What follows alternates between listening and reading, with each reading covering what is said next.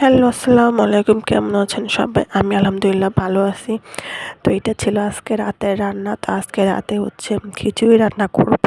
আর আমার এই প্রেসারে মাখানো খিচুড়ি কিন্তু সবাই খুবই পছন্দ করে যারা খাইছে।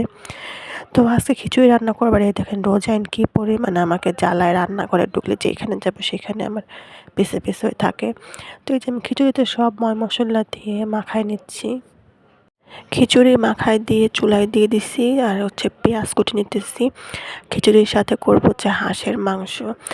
কার হাঁসের মাংস ভালো লাগে? আমার কিন্তু অনেক মজা লাগে। তো আজকে হচ্ছে ঝাল ঝাল করে একদম হাঁসের মাংস করব। তো মাংসের জন্য এই যে পেঁয়াজ ভেজে নিতেছি, একদম কড়া করে ভাজবো। সাথে সব মশলা দিয়ে একদম হাঁসের মাংস চড়াই দেবো।